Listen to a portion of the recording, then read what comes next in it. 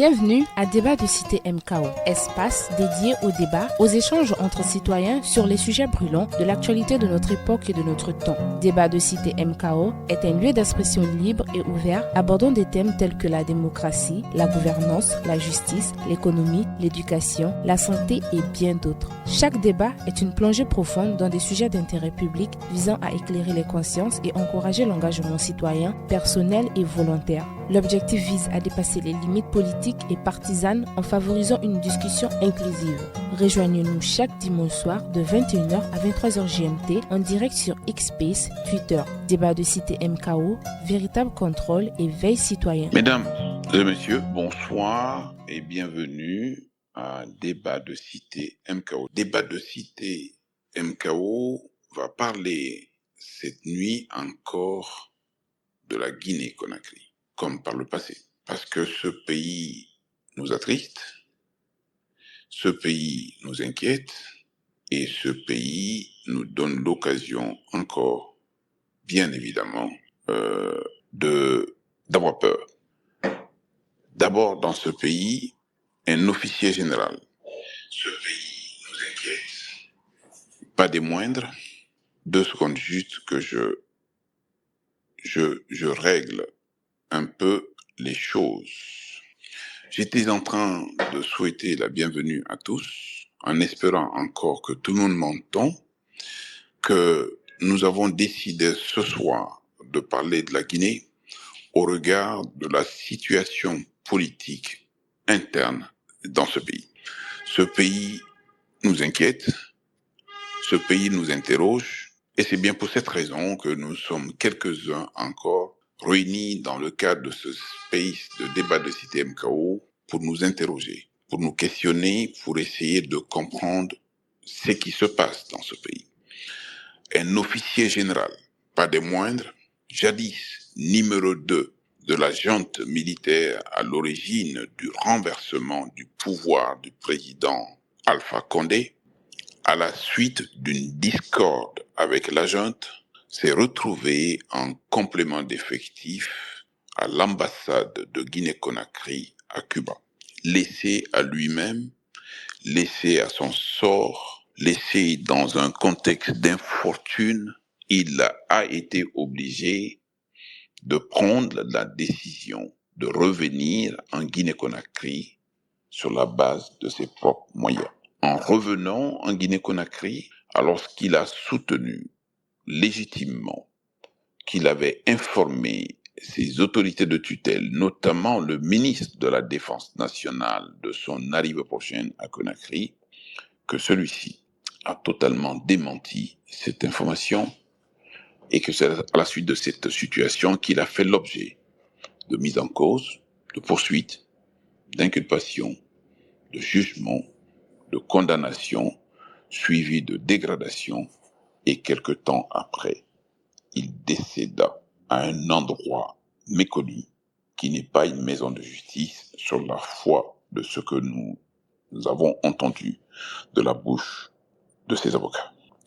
Alors même que cette situation n'a pas été élucidée encore, qu'il est question de 2, voire de 3 autres militaires qui auraient été enlevés dans des conditions imprécises et dont on n'a pas de nouvelles, puisque leurs familles et les avocats qui ont été désignés sont sans nouvelles de ces militaires, dont quelques officiers.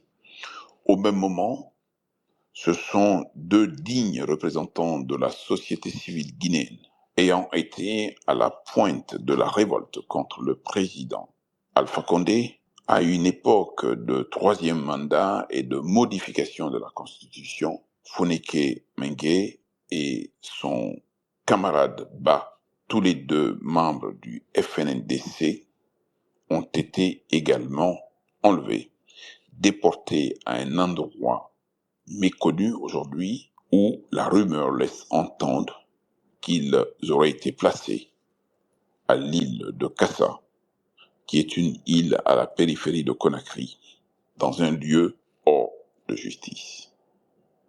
Bien évidemment, les avocats de Fonéké Mengué ont alerté, sans jamais avoir la moindre information en ce qui les concerne, sans jamais savoir quelle est l'autorité qui est derrière leur arrestation, sans savoir quelle est l'autorité qui a décidé de leur déportation dans un pays qui, semble-t-il, est encore un État de droit. Les avocats ont alerté. L'Ordre des avocats de Guinée s'est impliqué, déjà initialement par le biais d'un communiqué à la fois pertinent et violent, digne d'un ordre professionnel d'avocats, comme il doit y en avoir dans nos pays. L'Ordre a non seulement alerté, mais l'Ordre a mis en garde les autorités publiques en leur demandant de bien vouloir diligenter une enquête pour établir les conditions dans lesquelles cet officier général est mort. L'Ordre est resté sans répit et l'Ordre s'est encore impliqué lorsque les avocats de Foneke Menke ont saisi l'Ordre des avocats pour indiquer qu'il leur était impossible d'accéder à leurs clients dont ils n'avaient aucune nouvelle. Cette fois-ci, l'Ordre a non seulement fait un communiqué, mais en même temps a mis en œuvre la menace qu'il avait proférée pendant très longtemps, qu'il a mise en œuvre en décidant que les avocats de Guinée allaient boycotter les audiences jusqu'au 31 juillet de 2024, en intimant l'Ordre également aux autorités de donner toutes les informations relativement à Foneke Menke et puis son camarade disparu. À la suite de l'Ordre des avocats, alors qu'on pensait plutôt mettre en cause le parquet général de Conakry, le procureur général, de façon courageuse, a pris sa plume pour rédiger lui aussi un communiqué en indiquant qu'il n'était ni de près ni de loin impliqué dans l'arrestation de Foneke Menke et de son camarade, et que bien au contraire, il ordonnait à toutes les autorités judiciaires qui seraient impliquées de donner l'information de sorte qu'on puisse rencontrer la légalité et la normalité des procédures judiciaires. Jusqu'à hier, il n'y avait absolument aucune information officielle. Bien évidemment que lorsque vous voyez ce type de comportement dans un pays comme la Guinée, mais pas que, il s'agit ni plus ni moins de l'implication des services spéciaux qui sont habilités, qui se disent habilités pour arrêter des gens, souvent encagoulés, souvent armés à dents, de nuit, en dehors des heures légales d'arrestation. Ils s'emparent des gens, ils les déportent, ils les emportent avec eux, avec des méthodes de fureur, et le tout qui consiste justement à violer les règles de base en matière de lois et règlements relativement aux conditions d'arrestation, mais en violant également toutes les procédures à ce niveau. Mesdames et messieurs, nos pays sont de plus en plus coutumiers de ces situations.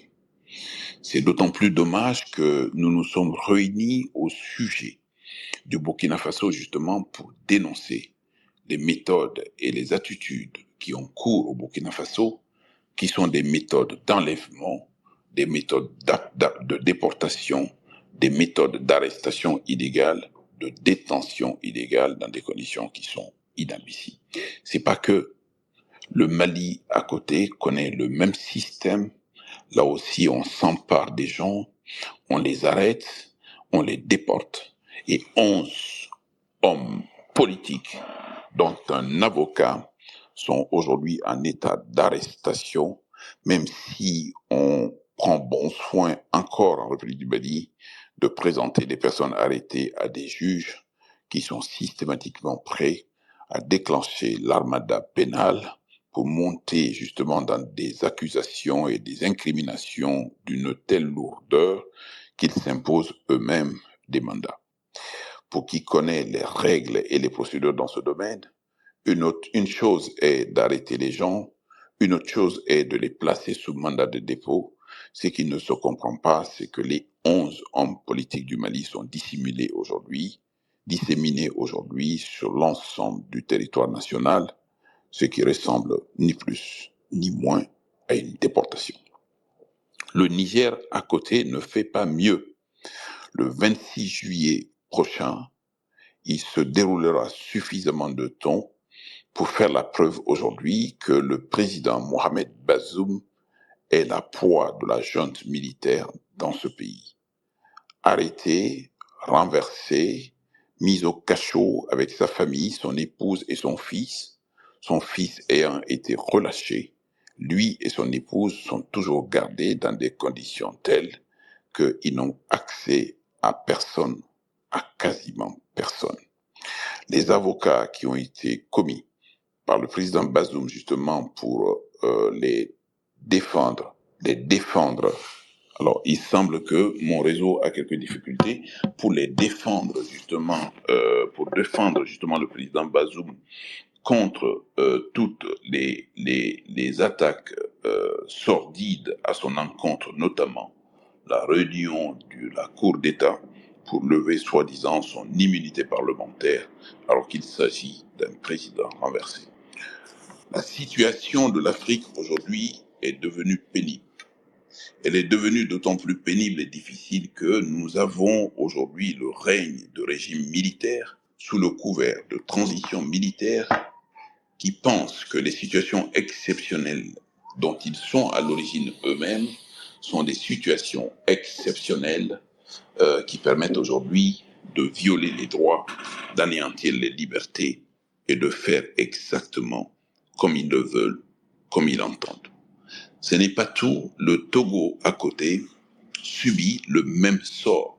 Le Tchad hier et aujourd'hui subit le même sort. Tous ces pays dans lesquels règne la terreur sont des pays aujourd'hui qui, au nom de situations exceptionnelles, agissent exactement aux antipodes de l'état de droit. Ce n'est pas que les régimes militaires, c'est aussi des régimes non militaires qui s'adonnent à ces pratiques-là.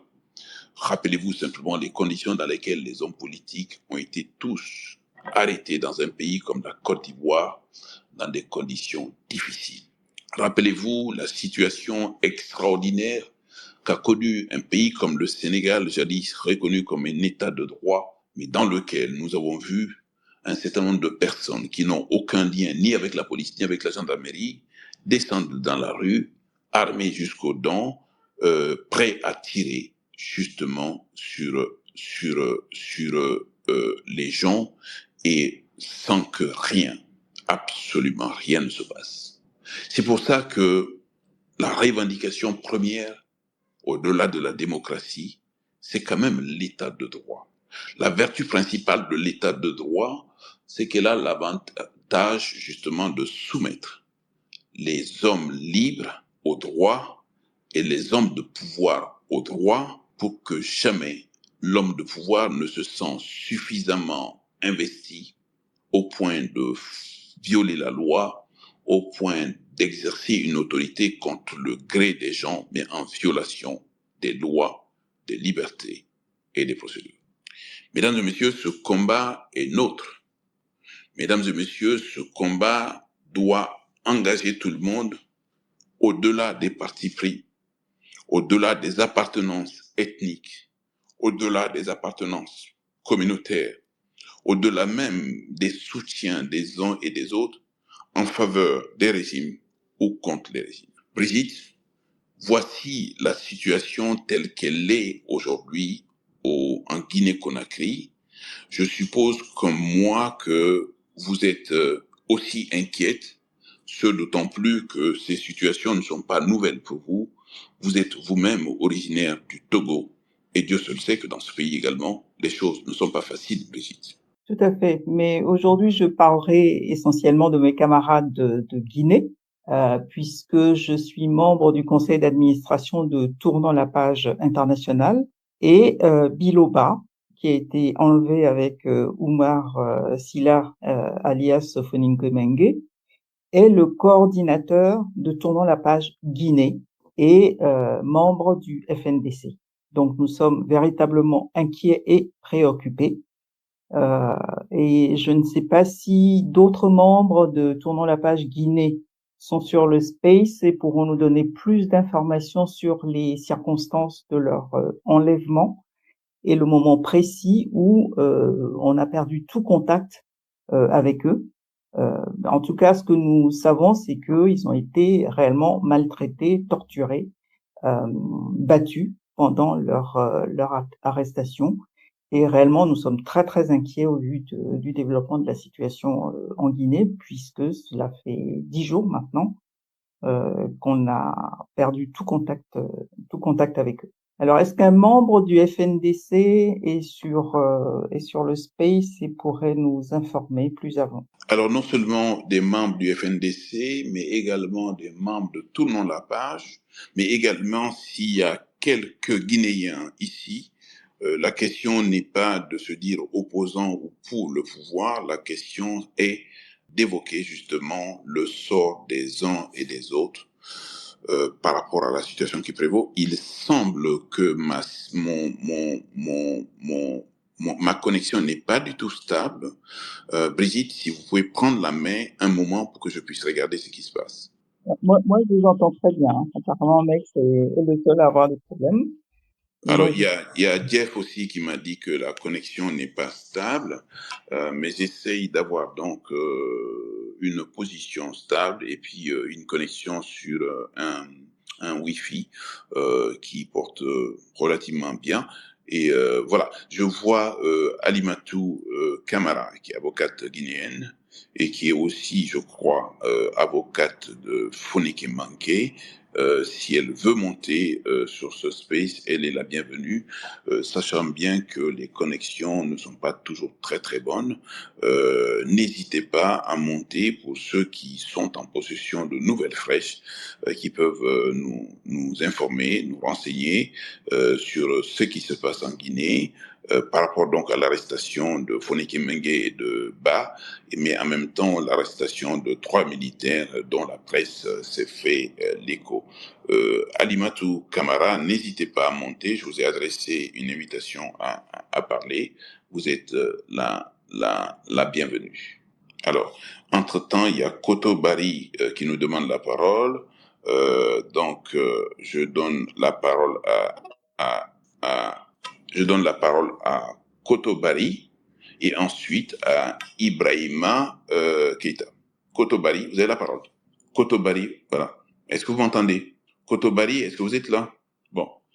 Est-ce que vous entendez Koto Bari? Brigitte, vous l'entendez? non, malheureusement, je ne l'entends pas. Bon. Koto Bari, sortez du space, revenez s'il vous plaît. Il y a Ibrahim Keita qui m'avait demandé la parole également, sans doute qu'ils sont en Guinée et que la connexion en Guinée n'est pas simple. Encore une fois, si Alimatou Camara souhaite monter, elle est la bienvenue. Koto Bari, je vous sors pour que vous puissiez revenir à nouveau. Leyman a demandé la parole. J'essaie de le faire monter. Oui. Alors, on a des demandes de Guinée. Jacques Leroy, le même? Le même, oui, le même. Allez-y, vous êtes le bienvenu. Jacques Leroy est journaliste. Allez-y. Bonsoir à tous. Merci à tous ceux qui sont présents sur ce space. J'ai bien écouté votre introduction qui campe bien la situation aussi bien dans notre pays que dans les 3 autres pays qui traversent actuellement des moments assez compliqués. Alors, je prends la parole pour aborder la situation de nos activistes, Foneke Memge, Bilouba, et puis les militaires autour desquels il y a débat en Guinée aussi bien au sein de la société civile qu'au niveau, bien entendu, de la classe politique guinéenne. Il faut déjà dire, puisque vous posiez la question sur l'évolution en clair sur le terrain ici par rapport à ce dossier, euh, pour la journée d'hier, on sait tout au moins que c'est bien sûr cette sortie du procureur général près la cour d'appel de Conakry qui est venue troubler un peu la quiétude parce que on pensait jusque-là que les 2 activistes étaient, avaient été interpellés et peut-être que la procédure n'avait pas été respectée, mais c'est pas nouveau parce que les mêmes Fonike Mengue ont été arrêtés brutalement alors que l'ancien ministre de la Justice, M. Charles, était procureur général. Ils étaient à leur siège, ils avaient été enlevés brutalement, donc par les agents en uniforme. Donc, le même scénario qu'on a observé à l'époque, et puis les images assez choquantes qui ont circulé sur les réseaux sociaux, c'est le même scénario, d'après les témoins, qui a été opéré à Komandaya au domicile de Biloba, non, de Fonike Mengue. Il se trouve que Bilo a aussi son petit commerce juste à côté. Donc, c'est des activistes qui ne se quittent jamais. L'autre élément, pour dire quand même, parce que je ne suis pas encore en train de critiquer la sortie du procureur, c'est que et Fonike Mengue et Biloba ont fait objet d'arrestations sur des motos. Donc, si vous voulez, enlèvement, puisque le procureur nous prête désormais ce mot. Ils ont fait objet d'enlèvement la dernière fois qu'ils ont été détenus en prison et que leur dossier avait été défendu par des avocats qui ont obtenu d'abord l'abandon des charges criminelles. Ensuite, le dossier arrive à la cour d'appel. De la cour d'appel à la Cour suprême, le dossier disparaît. Il a fallu que nous, journalistes, à l'époque, nous fassions un peu d'effort pour comprendre ce qui se passe. Et on a pu se rendre compte, évidemment, que le dossier avait été sciemment égaré entre la Cour d'appel et la Cour suprême. Et puis les politiques, donc le Premier ministre d'alors, Bernard Goumou, est intervenu pour obtenir finalement la libération de ces deux activistes. Ça veut donc dire, si le procureur général a fait une sortie hier pour nous dire que lui et les parquets d'instance n'ont ordonné l'arrestation des personnes, c'est inquiétant, mais de sa part, ce n'est pas suffisant pour dire que ce type d'arrestation n'existe pas dans notre pays. Ça existe, et les deux activistes, comme je le rappelais, à plusieurs occasions ont été enlevés de la même manière à Conakry et ils ont été envoyés à la maison centrale. Heureusement, à l'époque, ils avaient été envoyés à la maison centrale. Et puis derrière, une procédure normale s'est enclenchée, est allée jusqu'au bout, avec bien entendu tous les griefs qu'on peut avoir sur ces procédures-là, mais au moins les procédures s'enclenchaient et ça, on avait l'habitude de l'observer. Alors, aujourd'hui, j'ai pu comprendre que dans la famille de M. Silla, donc Fonike Mengue, il y a eu réaction. Il se trouve que son grand frère est acteur politique, c'est Mamadou Silla. J'ai bien lu sa communication où il traduit pour la première fois des inquiétudes de la famille qui sont partagées par une bonne partie de la population d'ailleurs, ou disons l'écrasante majorité de la population. Il y a également cette sortie des avocats qui essayent un peu de maintenir la pression pour dire que ce n'est pas suffisant quand le procureur veut se débarrasser comme ça du dossier ou alors vouloir montrer à l'opinion qu'il veut faire son boulot, mais pour l'instant que les deux activistes sont à un endroit inconnu, c'est assez léger. Les questions aujourd'hui, c'est bien entendu ce qui peut se faire. Parce que du côté des populations civiles que nous sommes, nous n'avons que ces dénonciations et peut-être tenter des mouvements de protestation. Mais tout ceci devient assez difficile. Il va falloir que peut-être les communications, comme elles sont en train de se faire, j'ai été très séduit aujourd'hui par ce qui s'est fait ici, mais également ailleurs dans le monde par rapport au sujet. Ça veut dire qu'on n'est pas seul. À l'international, on suit de près ce qui se passe dans notre pays. C'est les réactions qui manquent pour l'instant, mais il y a quand même, bon, je parle d'action, ce sont des actions qui manquent pour l'instant, mais il y a quand même une communication qui permet aujourd'hui de faire comprendre ce qui se passe dans notre pays. Alors, si j'ai pris la parole, c'est pour à la fois traduire cette inquiétude, mais en même temps dire clairement que, contrairement à ce que le procureur a voulu expliquer, les forces de l'ordre peuvent bien enlever, comme les activistes ont été enlevés parce que les deux activistes ont été enlevés de la même manière, pas une fois, je crois plus de 2 fois, en Guinée et sous ce même régime-là. Merci Jacques. Je vous propose vraiment de rester avec nous parce que d'abord, vous êtes guinéen et deuxièmement, vous êtes un journaliste, donc un analyste de la situation politique en Guinée. Et en même temps, vous avez aujourd'hui des informations réelles, justement, qui expriment aujourd'hui une sérieuse inquiétude quant aux conditions dans lesquelles ces deux activistes de la société civile ont été enlevés, mais pas que. Il faut aussi indiquer que, en même temps que, il y a 3 militaires qui ont été enlevés dans des conditions telles que leurs familles sont inquiètes aussi.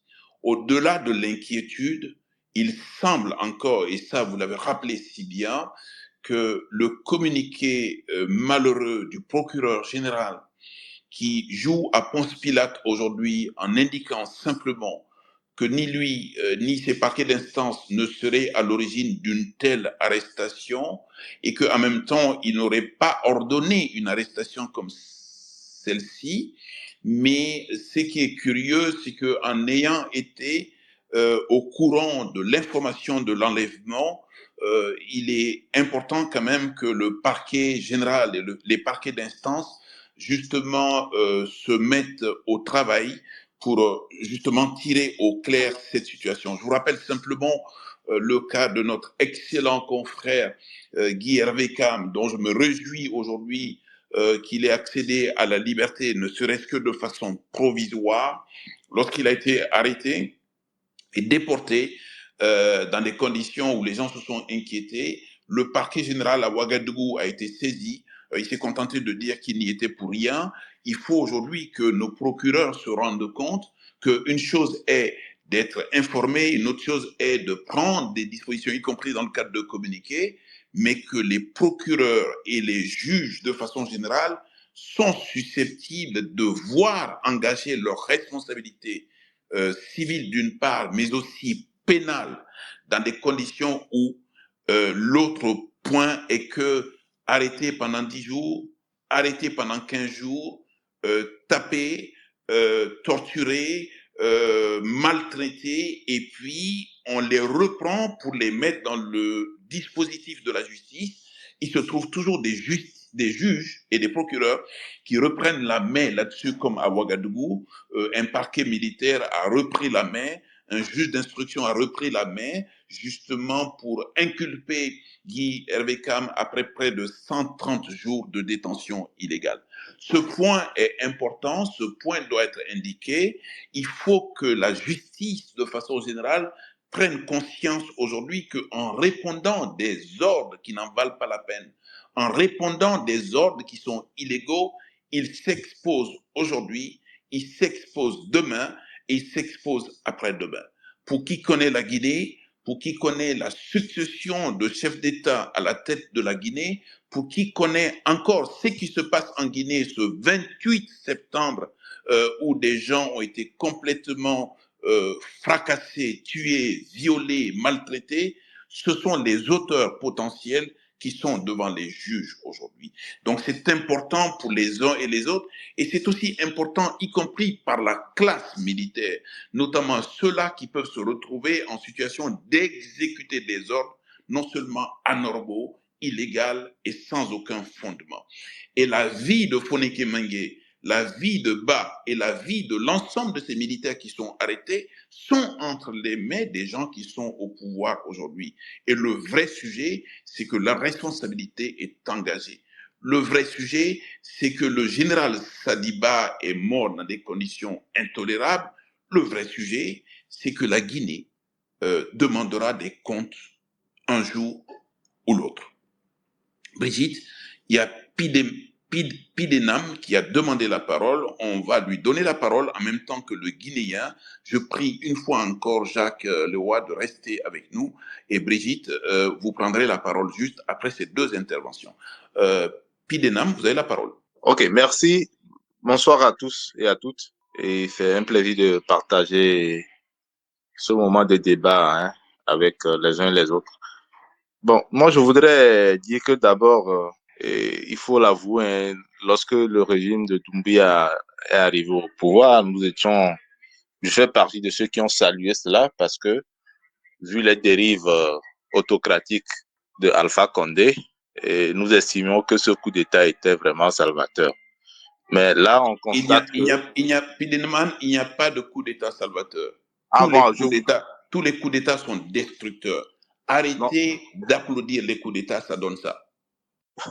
vous voyez, moi, je suis togolais d'origine et actuellement, nous sommes en train de vivre un coup d'État. Quelle qualification vous donnez à ça? Vous voyez, donc C'est un vrai coup d'État non, au Togo. non, je pense que il faut pas faire du deux poids, deux mesures. OK? Il y a des situations dans les pays qui font de telle sorte que nous sommes obligés de passer par ces étapes-là. Vous comprenez? Donc, il y a des coups d'État salvateurs, il faut le dire. Faut pas avoir peur des mots. Allô? Allez-y, on vous Allô? entend. On vous entend. Voilà, donc c'est des situations comme ça qui arrivent et les uns et les autres sont obligés de prendre leurs responsabilités pour établir l'ordre. Donc, je le disais tantôt, nous avons salué cela et malheureusement, nous constatons que le régime de Doumbouya est en train de vraiment passer à côté des attentes qu'on avait portées sur eux. Et nous avons vu les conditions dans lesquelles le général Saliba Coulibaly est décédé. C'est vraiment déplorable. Et moi, je suis vraiment inquiet hein, pour ces acteurs de la société civile qui ont été enlevés. Je suis inquiet parce que nous avons vu que ces mêmes méthodes-là comme vous l'avez souligné, ont été constatées au Burkina Faso. Et n'oubliez pas que ces mêmes méthodes, c'est comme ça a été appliqué au Cameroun sur le journaliste Martinez Zogo, qui a été enlevé comme ça. Et nous avons vu qu'après quelques jours, on a vu ce que les résultats de ce enlèvement. Et moi, je crains que cela puisse vraiment arriver à nos collègues de la société civile guinéenne. Et qu'est-ce que moi je peux dire? C'est que je suis en train de mettre en garde ce régime de Doumbia. S'ils ne savent pas faire, ils vont finir comme le capitaine Dadis. Parce que le chemin qu'ils sont en train de prendre là, c'est vraiment grave. Voilà un régime qui est arrivé, les putschistes là qui sont arrivés au pouvoir, avec la force, avec tous les espoirs qu'on avait portés sur eux. Et voilà les conditions dans lesquelles ils sont en train de gouverner le pays. On ne sait même plus quelle est leur vision. Oh, tantôt, on ne sait pas s'ils sont avec la CEDEAO, tantôt, on ne sait pas s'ils sont avec l'AES. On ne sait pas quel est véritablement leur positionnement. On leur demande d'organiser des élections pour que l'ordre constitutionnel soit rétabli. Ils sont là à traîner. Le général Doumbia, c'est vraiment une déception, hein, il faut le dire, c'est vraiment une déception. Et j'espère hein, que la situation en Guinée vraiment puisse retrouver je sais pas, puisse être remis sur la bonne marche. Parce que là, c'est vraiment décevant. Hein. C'est vraiment très décevant. Je suis très déçu. Je suis vraiment très déçu. Voilà un peu ce que j'ai voulu dire par rapport à la situation en Guinée. Merci beaucoup. Brigitte, si vous souhaitez intervenir, un commentaire avant qu'on donne la parole aux Guinéens. Oui, je voulais juste rappeler, en fait, à l'adresse de Pideman, que effectivement, on ne peut pas parler de coup d'État salvateur, mais il y a un fait quand même, c'est que lors du coup d'État, je me souviens très bien que Fonike Mengue était en prison. Nous étions très inquiets sur sa santé. Il était pratiquement mourant parce qu'il avait un problème grave qui nécessitait des soins urgents. Et c'est le putschiste qui l'a fait libérer dans une liesse populaire absolument extraordinaire, dont je me souviens encore des images. Donc, on peut mettre ça au crédit de la junte sans célébrer ce coup d'État. Mais comme d'habitude, hein, les putschistes, ils arrivent au pouvoir et très rapidement, ils déçoivent et ils déçoivent toujours. Je voulais quand même rappeler également, pour conforter le point que vous venez de faire, à savoir que sur les sanctions qui risquent de tomber sur les gens qui procèdent à ce genre de méthode d'un autre âge, qu'il y a quand même eu une prise d'opposition d'une rapporteure spéciale de l'ONU sur cette arrestation arbitraire de 2 activistes de la société civile. Il y a une mobilisation sans pareille de toutes les organisations de défense des droits humains, donc ce crime ne restera pas impuni. Voilà, je passe la parole au Guinéen s'il a des informations à nous rajouter. Je vois Daniel est en ligne. Est-ce que David ou Daniel, est-ce que vous avez des informations complémentaires à nous apporter sur ces cas, en particulier ceux de nos camarades de la société civile? Merci. Le Guinéen, vous avez la parole. Et Dani et David montrent quand ils veulent s'ils ont des informations fraîches. Le Guinéen, à vous. Le Guinéen, ouvrez votre micro. Le Guinéen, c'est à vous, ouvrez votre micro. Oui, bonjour, désolé, vous allez bien? Oui, allez-y. Oui, je vais bien, alhamdulillah aussi.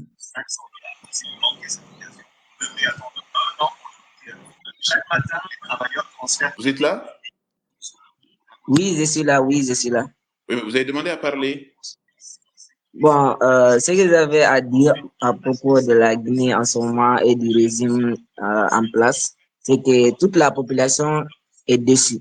Ils n'ont pas été à la hauteur de leur attente, de l'attente de la population vis-à-vis de projets qu'ils avaient avancés au début.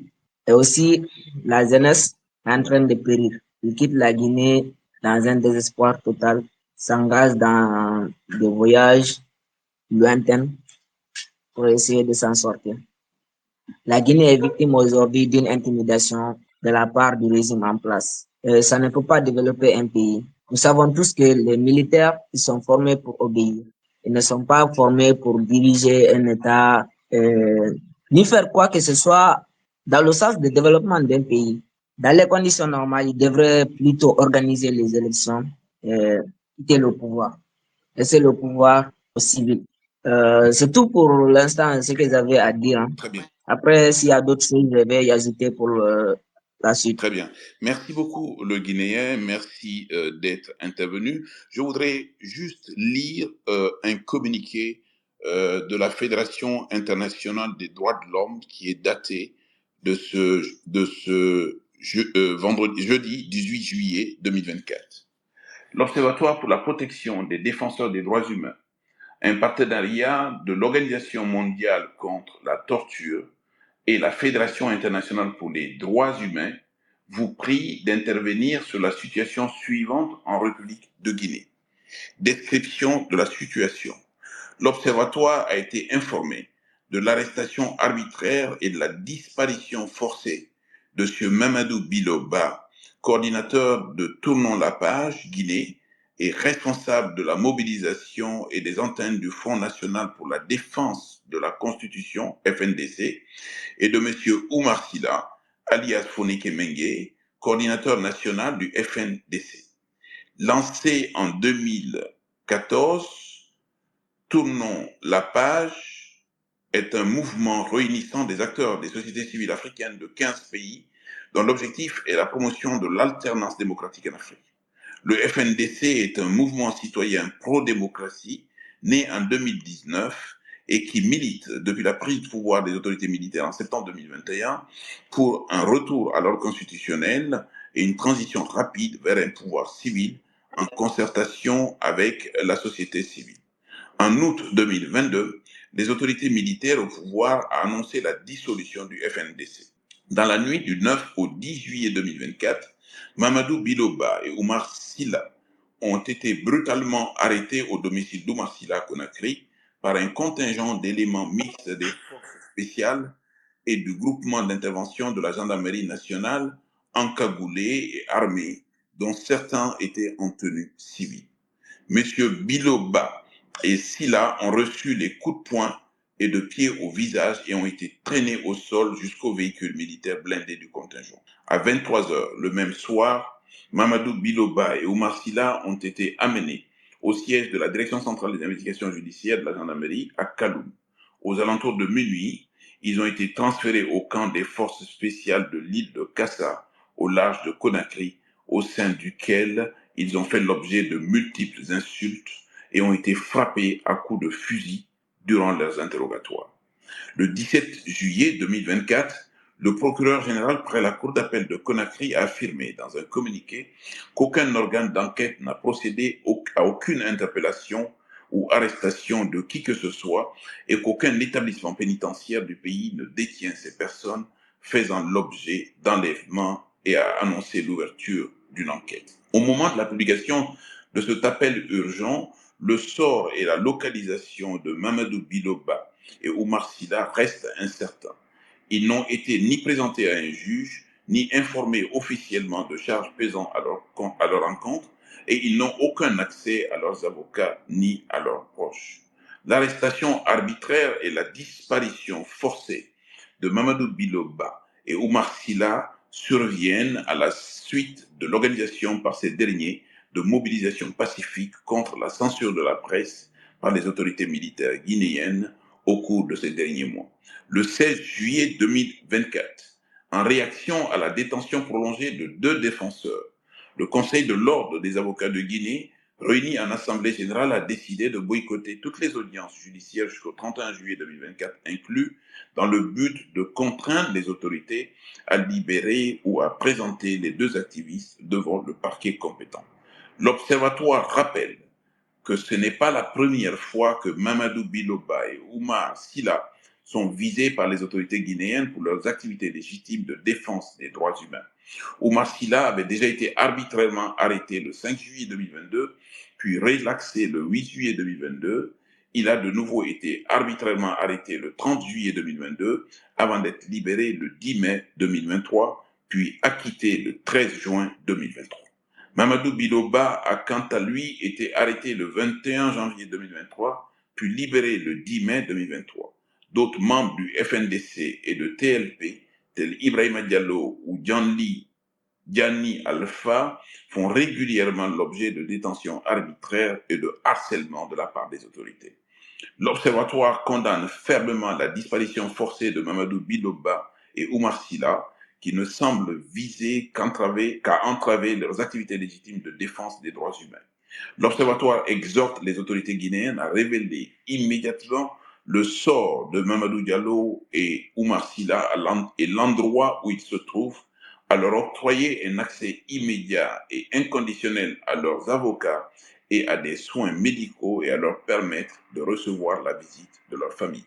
L'Observatoire exhorte également les autorités guinéennes à libérer immédiatement et de façon inconditionnelle Mamadou Biloba et Oumar Silla et à mettre un terme à tout acte de harcèlement, y compris au niveau judiciaire, et à tout acte d'intimidation à leur encontre, ainsi qu'à l'encontre de tous les défenseurs des droits humains dans le pays.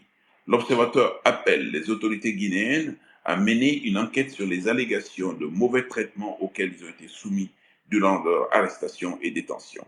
L'Observatoire appelle enfin les autorités de la République de Guinée à garantir en toutes circonstances le droit à la liberté d'expression et à la liberté de réunion pacifique consacrée dans les instruments du droit international des droits humains auxquels la République de Guinée est partie, en particulier aux articles 19 et 21 du Pacte international relatif aux droits civils et politiques, ainsi qu'aux articles 9 et 11 de la Charte africaine des droits de l'homme et des peuples.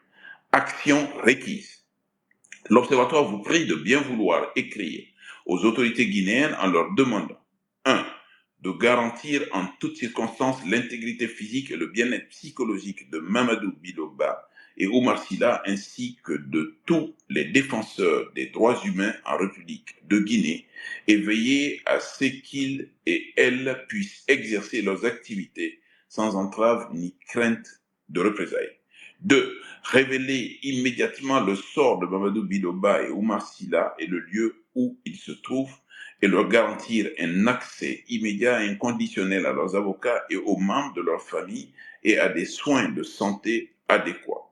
3. Libérer immédiatement et sans condition Mamadou Biloba et Oumar Silla, leur détention étant arbitraire en ce qu'elle ne semble viser qu'à entraver leurs activités légitimes de défense des droits humains. 4. Mener une enquête indépendante, rigoureuse, impartiale et transparente sur les mauvais traitements à l'encontre de M. Mamadou Biloba et Oumar Silla, afin d'identifier les responsables et de les traduire devant un tribunal indépendant, compétent et impartial, conformément aux instruments internationaux et régionaux de protection des droits humains. 5. Mettre fin à tout acte de harcèlement, y compris au niveau judiciaire, à l'encontre de Mamadou Biloba et Oumar Silla et tous les défenseurs et toutes les défenseurs de ces droits humains en République de Guinée.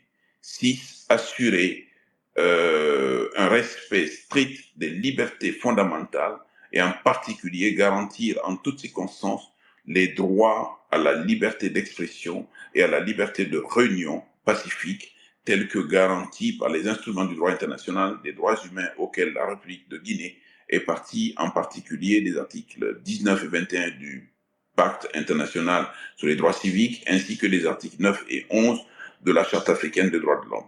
Les adresses indiquées ici, c'est celui du colonel Mamadi Doumbouya, président de la transition, son Twitter, son Excellence Sékou Silla, ambassadeur de la République de Guinée en France, son Excellence Aïssatou Doucouré, ambassadeur de la République de Guinée au Benelux, représentant permanent de la République de Guinée auprès des Nations Unies. Voilà, il est demandé à écrire à ces personnes-là et je vais donc mettre à la disposition justement ce texte, en tout cas les références du texte pour que les uns et les autres puissent être imprégnés de cette situation. Je ne sais pas trop si Jacques Lewa voulait faire un commentaire avant que Souleymane, qui avait demandé la parole mais qui est sorti malheureusement, puisse revenir. Jacques Lewa. Alors, j'ai une information à ajouter. Brigitte, oui. Là, je mentionnais également tout à l'heure une prise de position de Frontline Defenders qui a sorti un communiqué également et d'un communiqué de presse de maître William Bourdon et maître Vincent Brengard, avocats du FNDC. Ça mérite que je le lise parce que des actions très fortes ont été engagées. Alors, je lis le communiqué. Les avocats sous-signés rappellent tout d'abord qu'ils œuvrent depuis maintenant plusieurs années aux côtés du FNDC pour lutter contre les violations des droits fondamentaux en Guinée. Ils sont notamment à l'origine de la plainte ayant conduit en 2022 la justice guinéenne à ouvrir une enquête sur les crimes commis sous le régime précédent. En dépit des annonces et des engagements de la junte militaire, les sous-signés ont cependant été saisis de graves crimes internationaux commis dans la continuité du précédent régime par le nouveau pouvoir en place. Dans une même détermination, de nouvelles initiatives ont par conséquent été prises, dont la saisine de la justice française par le biais d'une plainte visant en 2022 Mamadi Doumbouya. Entre-temps, Amnesty International a dénoncé 47 morts dans le cadre de la répression de manifestations. Les détentions arbitraires se multiplient et les atteintes aux libertés, notamment à la liberté de manifester, mais aussi à la liberté de la presse, ne cessent de s'aggraver. Le 9 juillet 2024, messieurs Oumar Silla et Mamadou Biloba, membres du FNDC, ont été arrêtés illégalement par les unités des forces spéciales et du GIGN relevant directement de la présidence de la République et du haut commandement de la gendarmerie nationale. Le 15 juillet, les autorités ont nié être à l'origine des arrestations. Le FNDC, les familles de messieurs Oumar Silla et Mamadou Biloba sont aujourd'hui sans la moindre nouvelle d'eux. Cette situation est d'une extrême gravité, ce d'autant qu'elle est malheureusement le prolongement de ce que les sous-signés dénoncent depuis des années. Compte tenu de ce qui précède, les sous-signés ont saisi en urgence le groupe de travail sur la détention arbitraire pour que des investigations aient lieu de toute urgence, saisi le procureur de la Cour pénale internationale, écrit au président de la République, Emmanuel Macron, pour lui demander d'intervenir auprès de Mamadi Doumbouya. Il y a désormais urgence. Tout doit être fait pour permettre la mise en liberté de messieurs Oumar Silla et Mamadou Biloba, détenus sous les ordres de Mamadi Doumbouya. Il doit être mis un terme à l'impunité de ce régime. Et c'est signé William Bourdon, Vincent Brengard. Voilà, donc pour confirmer qu'effectivement, des actions urgentes sont engagées et comme je le disais tout à l'heure, ces arrestations ne resteront et ces multiples violations des droits humains ne resteront pas impunies. Je vous prie de m'excuser. Souleymane, vous avez la parole. Ok, merci beaucoup, madame. Merci à tous. Merci, monsieur le ministre. Euh, c'est avec un réel plaisir qu'on prend part à ce space parce que c'est d'une importance capitale. L'heure est vraiment grave en Guinée. Malgré les apparences, comme j'aime le dire, nous sommes assis sous une poudrière. Monsieur le ministre rappelait tout à l'heure qu'il n'y a pas de coup d'État salvateur. Du point de vue principe, nous sommes d'accord. Mais pour ceux qui ont vécu le régime de monsieur Alpha Condé, les derniers moments ont été très difficiles pour notre pays, mais surtout pour les acteurs politiques. Nous, du côté, n'est-ce pas, des forces vives, nous avons dénombré plus de 210 Guinéens froidement et lâchement assassinés, des jeunes gens pour lesquels il n'y a jamais eu ne serait-ce qu'un semblant de procès pour situer les responsabilités. Et il y avait en détention plus de 450 activistes. Donc, le coup d'État a été d'une manière ou d'une autre salvateur, parce qu'aujourd'hui, il y a deux types de coups d'État en Afrique de l'Ouest. La révision constitutionnelle pour s'octroyer un troisième mandat, on parlait tout à l'heure du cas du Togo, c'est qu'on a connu en Guinée, et le coup d'État militaire. Moi, j'aime beaucoup lire, et Johnny Rawlings aimait souvent rappeler que lorsqu'une minorité de gangsters se donne rendez-vous au pouvoir et qu'ils décident de le confisquer avec l'aide des juges et des institutions corrompues, il appartient aux forces de défense et de sécurité d'intervenir dans le jeu démocratique pour redonner au peuple le pouvoir qui lui revient de droit. Donc, d'une manière ou d'une autre, la prise du pouvoir de l'armée le 5 septembre 2021 a aidé à libérer quand même ces activistes-là et permettre aux acteurs politiques de continuer leur activité. Donc, de ce point de vue, nous disons que c'est positif. Mais ce qu'il ne faut pas perdre de vue, on ne le dit pas assez.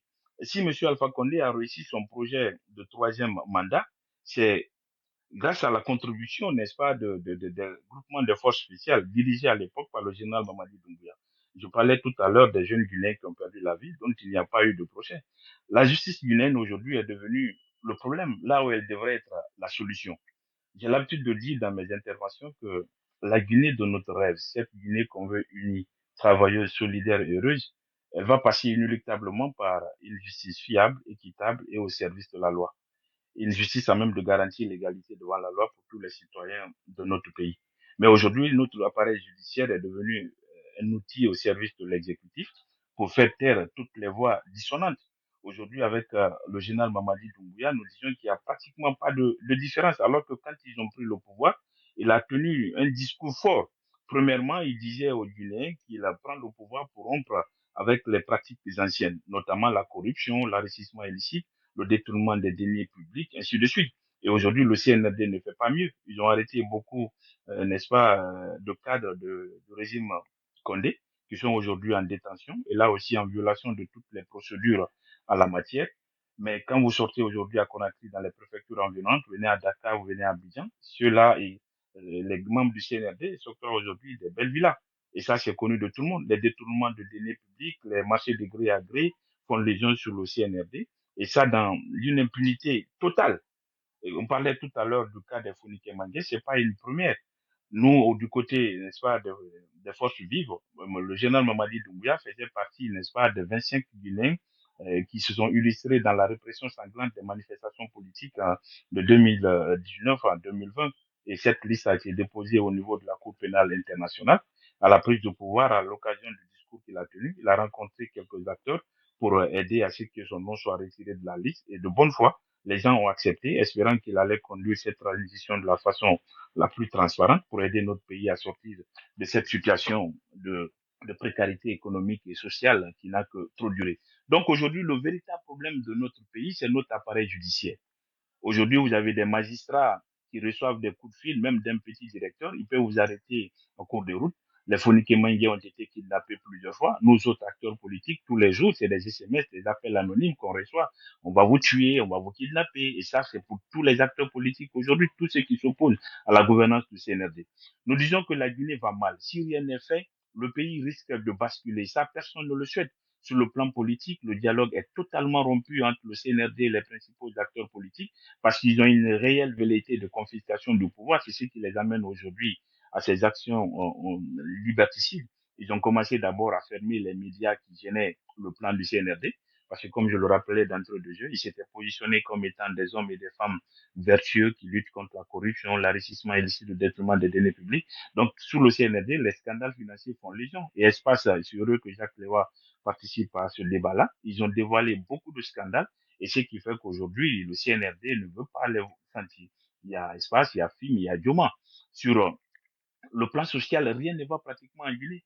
Il n'y a plus d'électricité dans notre pays, et ça aux grandes dames des ménages et des entreprises.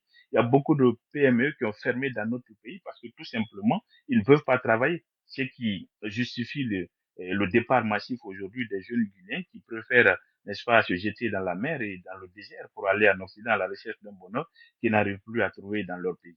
Selon le dernier chiffre de l'OIM en Guinée, depuis 2 ans, il y a 29 000 jeunes qui ont quitté la Guinée pour l'Europe et pour les États-Unis. Nous disons que tout ça n'est pas de nature à aider notre pays à se développer. Donc aujourd'hui, la Guinée va très mal et les acteurs politiques et sociaux à tous les niveaux, en tout cas tous ceux qui s'opposent à la gouvernance du CNRD, nous sommes tous en danger et chacun attend son tour. Et ce qui est grave, malheureusement, derrière la justice guinéenne ne rassure personne. Le communiqué du procureur hier, en tout cas de notre point de vue, ça n'a pas rassuré, ça n'a pas aidé non plus. Parce que nous savons tous, quand les gens sont venus arrêter Fonike Mengue et Buloba, le groupe GIGN a été formellement identifié.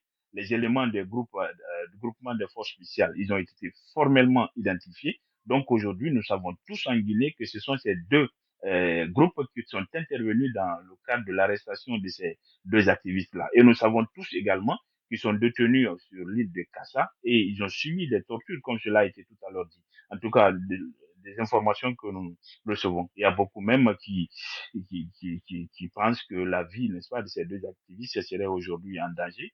On a discuté toute la journée avec certains membres de la famille, ils sont tous inquiets. Et c'est à juste titre d'ailleurs. Donc aujourd'hui, ça ne va pas en Guinée. Et malheureusement, la communauté internationale n'est pas en train de suffisamment se bouger. La France est devenue aujourd'hui un soutien du CNRD. Nous, on a eu des altercations avec le dernier ambassadeur, n'est-ce pas, de la France en Guinée ici, parce qu'ils pensaient que non, c'est des militaires, il faut leur dorloter. Avec les militaires, on ne peut pas parler de loi, on ne peut pas parler de principe. Nous disons, nous sommes dans quel monde? Les États-Unis, malheureusement, ne font absolument rien. Aujourd'hui, ils sont tous devenus des puissances qui cherchent des contrats en Guinée. Et malheureusement, avec des militaires qui cherchent à confisquer le pouvoir, ils sont en train de partager des mines un peu partout aux puissances. Et malheureusement, personne parmi eux ne réagit. Les Guinéens sont abandonnés à leur triste sort. C'est pourquoi nous disons tous les jours qu'il appartient à chacun de nous de continuer à s'organiser, à organiser le peuple pour qu'on puisse continuer cette lutte, à s'opposer à cette gouvernance. Parce que si Mamadi réussit à confisquer le pouvoir, la Guinée risque de basculer vers des lendemains incertains. Et comme je le rappelais tout à l'heure, ça, personne ne le souhaite. Alors, pour être totalement transparent, on m'a signalé, Monsieur Konaté Suleiman Souza, que vous êtes vous-même président de la commission de l'ANA, des conseillers chargés de la communication de Cellou Dalein Diallo, c'est clair? C'est clair, bien sûr. Président Voilà. de la commission de communication de l'ANA. Voilà, en le disant, c'est encore plus clair. Mambi, vous restez avec nous, Suleiman Konaté. Mambi Diallo, vous avez la parole, étant bien entendu que quand on m'a proposé de vous prendre dans le space, j'ai demandé donc à ceux qui pourraient éventuellement s'opposer à vous d'être là également. C'est leur liberté que de ne pas être là, mais si vous êtes là, vous avez accès à la parole. Mambi Diallo, vous avez la parole. Oui, bonsoir à tout le monde. J'espère que vous m'entendez. Oui, on vous entend. Merci beaucoup pour m'avoir donné l'occasion de m'exprimer sur ce sujet. Étant guinéen, j'ai beaucoup de choses aussi à dire. Il y a des choses, je suis d'accord avec M. Suleiman, il y a des choses, je m'inscris en faux. Alors, il faut savoir que depuis le 5 septembre 2021, après le coup d'État, presque tous les leaders politiques ont soutenu Mamadi Doumbouya pour la prise, pour le fait que Mamadi Doumbouya ait renversé Alpha Condé. Également, le FNDC a aussi élaboré une liste et quand Mamadi Doumbouya a pris le pouvoir, ils ont retiré le nom de Mamadi Doumbouya sur cette liste. Ceci interroge beaucoup pour les gens qui, comme j'entends beaucoup des intervenants, pour ceux qui vont défendre la vérité, parce que la vérité, je pense qu'elle est impartiale, elle n'est pas partiale. Le fait que le FNDC retire le nom de Mamadi Doumbouya sur telle liste, c'était suspect selon. C'est quelle liste? Vous parlez de quelle liste? FNDC avait élaboré une liste pour les personnes qui ayant soutenu la modification de la Constitution ayant soutenu le projet d'Alpha Condé et ayant aussi, d'une manière ou d'une autre, d'accord, détourné de l'argent public. Cette liste, elle existe, 92 personnes sur cette liste, dont le nom de Mamadi Doumbouya figurait sur cette liste. FNDC avait retiré le nom de Mamadi Doumbouya Non, dès non, lors que expliquez-nous. Cette liste était destinée à quoi? Vous dites que 92 personnes y figuraient, mais c'était destiné à quoi cette liste? Au fait, cette liste était destinée à inculper les personnes, à poursuivre les personnes selon FNDC, des personnes qui ayant contribué à modifier la constitution, à permettre à M. Alpha Condé, ancien président de la République de Guinée, de briser un troisième mandat. Très bien. Une fois Pour que les gens comprennent, c'est que avant que le régime de Alpha Condé ne tombe, FNDC avait dressé une liste de gens contre lesquels elle était susceptible de porter une plainte pour diverses infractions. Et quand le régime a été renversé, ils ont extrait de cette liste un certain nombre de personnes, dont Mamadi Doumbouya. C'est ça? Effectivement, monsieur. C'est dès lors que j'ai constaté la partialité du FNDC. Également aussi, il y a des partis politiques, les leaders de partis politiques, dont M. Selou Dalen Diallo et beaucoup d'autres, qui ont félicité Mamadi Doumbouya. Moi, je me dis une chose. Dès lors qu'on défend la légalité, on défend la Constitution, on ne peut pas se réjouir d'un coup d'État en Guinée. Mais dès lors qu'on se réjouit d'un coup d'État en Guinée, c'est qu'on accepte et on valide ce coup d'État. Donc, il faut assumer les conséquences.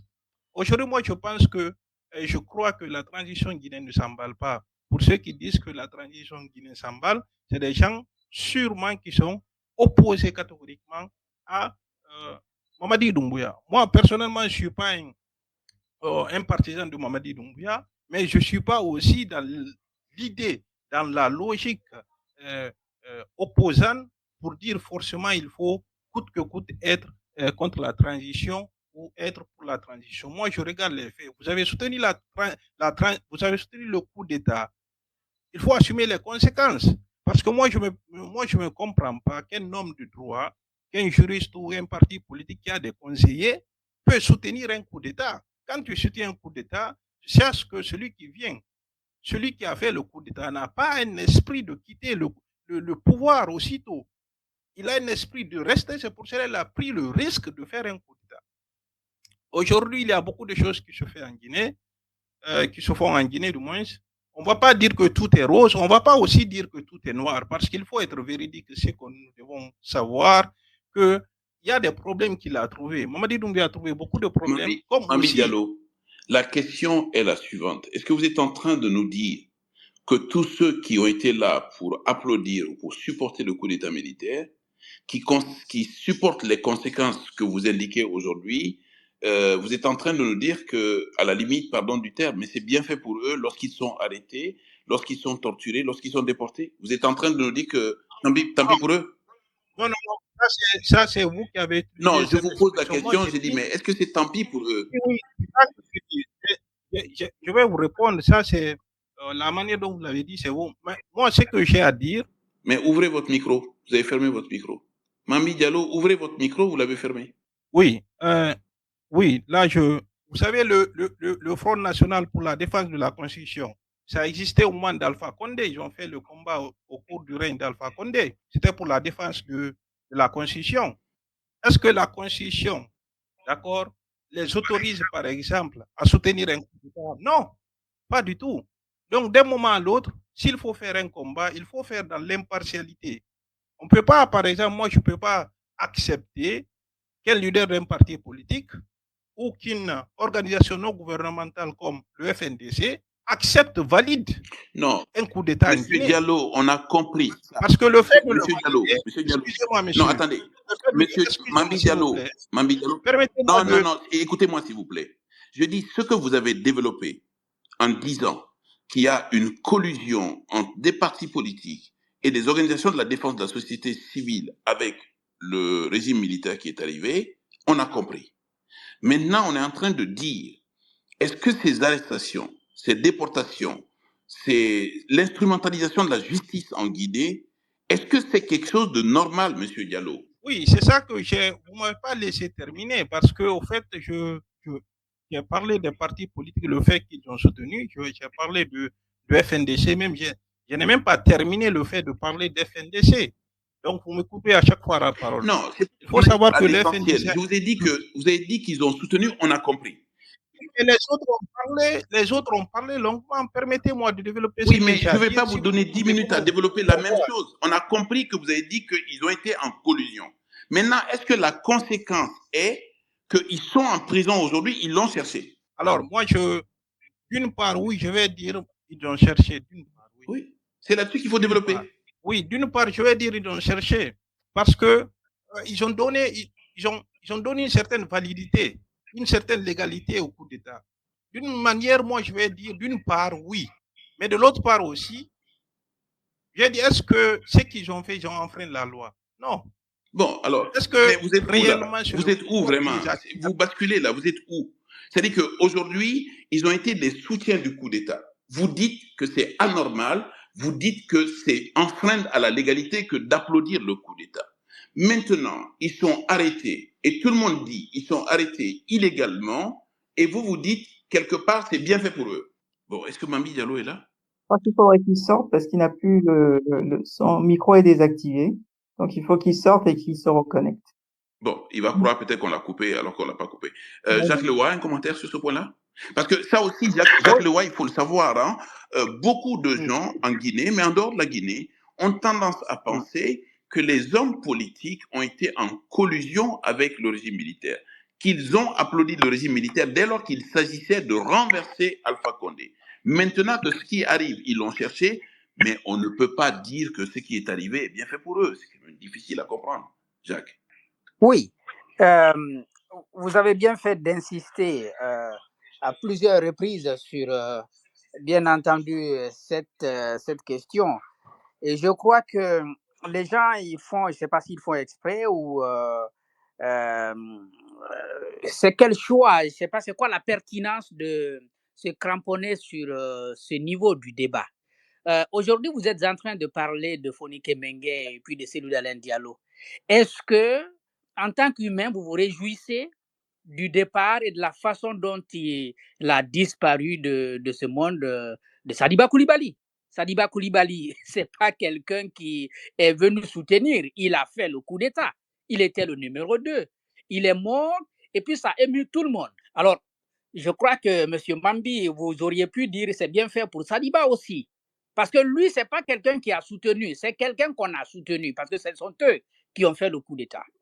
Je pense que le débat n'est plus à ce niveau-là. Je crois que le 5 septembre 2021, on peut dire nous tous, nous avons commis des erreurs, que ce soit les acteurs politiques, des acteurs sociaux, les journalistes, etc., etc. Même le parti qui était au pouvoir, le RPG, n'a pas dénoncé le coup d'État.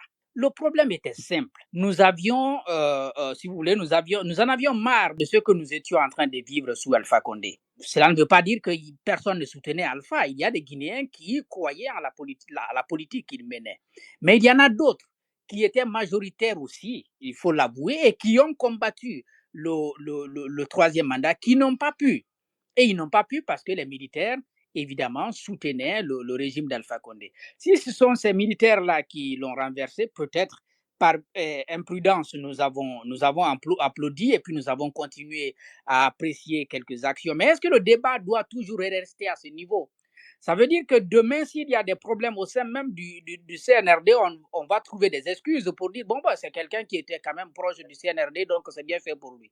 Il faut quand même rappeler que le CNRD a fait sa charte, la charte de la transition guinéenne, qui n'a pas été une charte, si vous voulez, élaborée de commun accord avec les acteurs sociaux politiques. J'ai vu par exemple que du côté du Mali, on a organisé un dialogue. Bon, tout le monde n'y a pas participé, mais il y a quand même la forme. Après quel dialogue, on a sorti une charte pour dire voilà ce sur quoi on s'entend pour aller à la transition. Donc, chez nous, ce n'est pas ce qui a été fait. Ils ont fait une charte et qui a été lue à la RTG et puis finalement, cette charte-là s'est imposée à tout le monde. Je rappelle seulement ce qui est dit dans cette charte. Parmi les missions que le CNRD s'est données, ce n'est pas le peuple qui lui a dit fixe-toi des missions. ce n'est pas les partis politiques, ce ne sont pas les partis politiques qui ont demandé, n'est-ce pas, aux militaires de se fixer des missions. Ce sont les militaires eux-mêmes qui ont dit voici nos missions. Et si vous prenez la charte, donc l'article 2 de la charte de la transition, au point 5 et au point 6, le CNRD dit à s'engager à renforcer l'indépendance de la justice et la lutte contre l'impunité, et puis la promotion et la protection des droits de l'homme et des libertés publiques.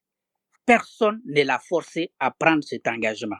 Ce soir, on est en train de parler de l'enlèvement des citoyens, même si c'est des gens qui appartiennent au CNRD, que ce sont des militaires qui ont appartenu dès les premières heures à ce régime, qui ont participé au coup d'État du 5 septembre et qui ont renversé Alpha Condé et qui peut-être ont commis d'autres actes que nous estimons répréhensibles. S'ils ont été enlevés de cette façon, notre devoir de citoyen, c'est d'abord de dire que ce n'est pas normal et d'enlever le débat de là où il était il y a quelques mois. Je crois qu'il y a beaucoup de choses qui ont changé désormais dans le pays et qui nous obligent, en tant qu'intellectuels, de dire attention, on n'est pas en train d'aller sur le bon chemin. Lorsque la lutte contre la corruption a été engagée, lorsque quelques actes étaient en train d'être menés, notamment dans le domaine des infrastructures, beaucoup de Guinéens ont apprécié. Cela veut dire que les Guinéens ne sont pas tous de mauvaise foi. Donc, ils apprécient quand c'est bon. Mais lorsque ça dérape, c'est notre responsabilité de dire ça ne va pas dans la bonne direction. J'ai pris la parole pour réagir à cela et réagir aussi à cette flopée de réactions de la part des organisations des droits humains. Et je pense que ces réactions-là sont légitimes et elles s'appuient sur non seulement les engagements internationaux, mais sur notamment les engagements du CNRD lui-même qui a dit qu'il allait garantir la liberté, les libertés individuelles et collectives et les droits humains. Merci beaucoup. Mambi, une dernière réaction à la suite de ce que Jacques Leroy a dit tout à l'heure. Mambi Diallo, ouvrez votre micro. Mambi Diallo, ouvrez votre micro, s'il vous plaît. Bon. Mambi Diallo, visiblement, n'est pas là. Bereteke, vous avez la parole. Oui, bonsoir maître et bonsoir à tous. Moi, je pense que la situation qu'on vit actuellement en Guinée n'est pas nouveau. Cette situation a commencé dès le lendemain du 5 septembre. N'est pas nouvelle plutôt. Elle n'est pas nouvelle du moins. Cette situation a commencé dès le lendemain du 5 septembre. Mais bon, comme les gens étaient dans l'euphorie et personne n'a voulu dire stop aux militaires, ça a déjà commencé par le chef des opérations des forces spéciales. C'est lui-même qui a pris le pouvoir, ce que certains racontent, qui a pris le pouvoir et qui a donné à Mamadi Doumbouya. Il s'appelait Ali Akamara, le commandant Ali Akamara. Et après le coup d'État, ce dernier a été arrêté et accusé de vol. Il a été emprisonné. Et après ça, son dossier a été transféré au niveau de la justice militaire. Et la justice militaire lui avait accordé la liberté et il n'a jamais été libéré. Quand le CNRD a voulu, ils ont libéré le monsieur et on l'a mis au niveau de la forêt à Guédou. Et quand ils ont voulu encore, ils sont partis prendre le monsieur, on lui a fait disparaître durant des mois et des mois. Et personne n'a pipé mot. On a fait comme si de rien n'était et puis chacun s'est vaqué à ses occupations. C'est de là que tout ça s'est parti.